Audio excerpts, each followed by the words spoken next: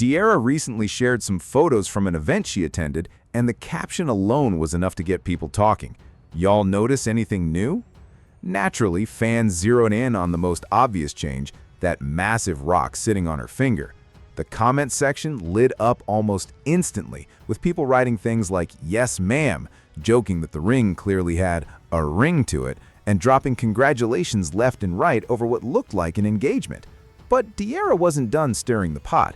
She actually replied to some of those comments, saying something along the lines of, "So none of y'all noticed my face?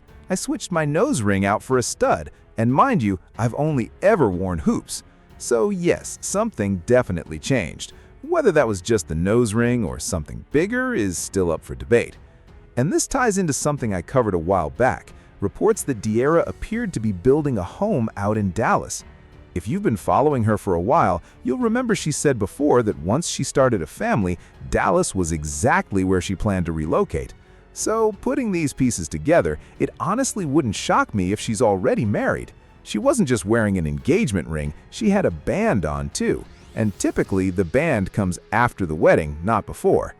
Dearra's also made it clear in the past that she keeps her relationship extremely private, telling fans they likely wouldn't know anything official until she was already married.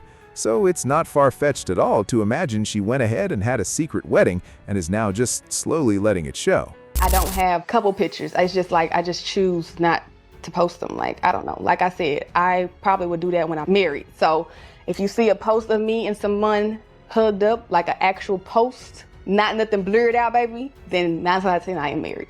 So going back to something I touched on earlier, Crystal and Ed reportedly got into it after Ed showed up with a pair of designer sandals for Trinity. Right now, Crystal is in Miami with Ed, and based on everything I'm seeing, it looks like the two of them have been splitting time between Miami and Houston.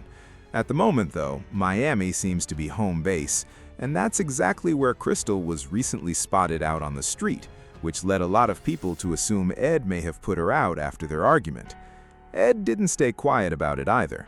He hopped into the comments on the post and basically called out the speculation, saying something to the effect of people acting as if they've never seen a couple argue in front of someone's house and threaten to leave before. So, in his eyes, this wasn't anything out of the ordinary, just a heated moment, not a breakup. Switching gears, it looks like Regina has moved on to a new relationship, but this time she's keeping things a lot more guarded after everything that played out between her and Armon. From what she said, she's grown tired of people constantly dragging up her past relationships, especially when, in her words, those past situations didn't really mean much to begin with. What I learned. I learned to keep everything private. Okay. Because all of my other situations always get brought up, and it's like I don't even so Right.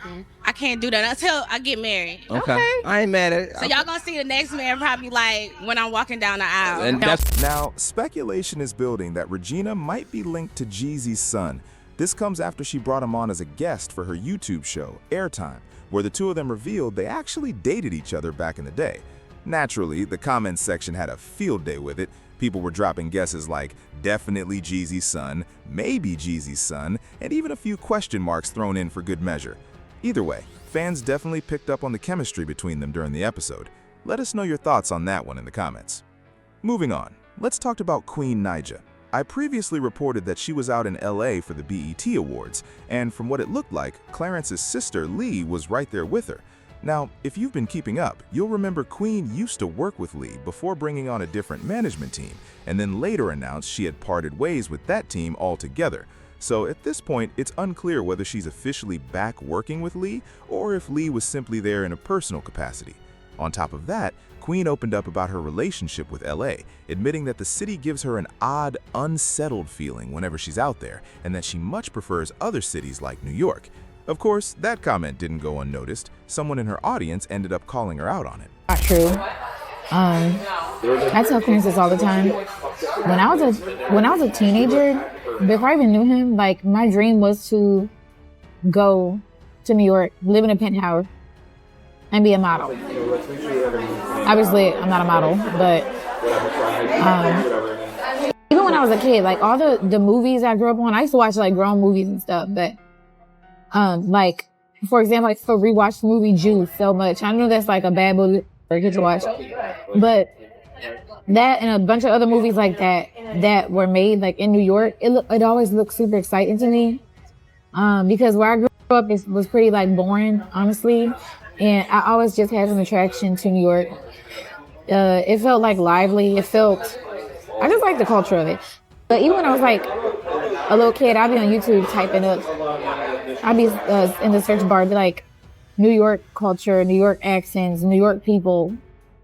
I don't know why I was like that as a kid, but I've always loved New York since I was little. So it's definitely not just because of Clarence. I mean, it's definitely a bonus that I met somebody and I love someone from there, but which makes me actually love it even more. But I've always loved New York.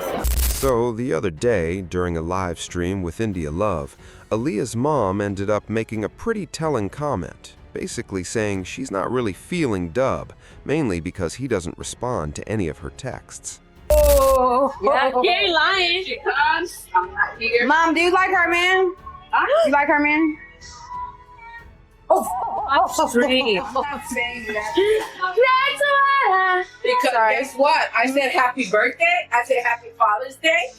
Nothing. No response. Oh yeah, Dub, you gotta do better. I don't give a fuck. We gotta do better.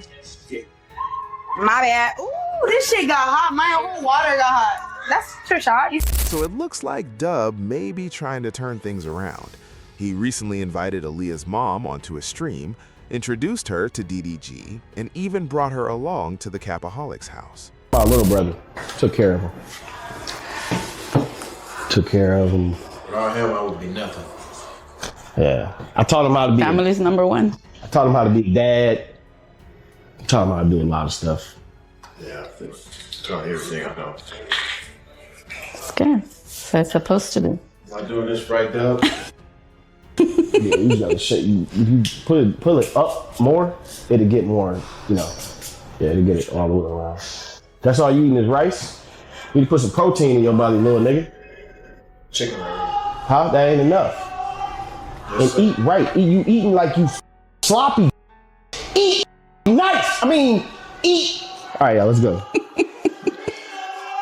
Go. This is my brother. You don't need any. Everybody else is gone. Everybody else is gone. Things took a slightly awkward turn during the stream when Dub asked Aaliyah's mom a particular question. Aaliyah is like a freak? Yes. Why? Why do you think that? Because her daddy was. And no comment on the other side of her jeans. Okay. But anyone can. They really want to. So your mama know you a freak.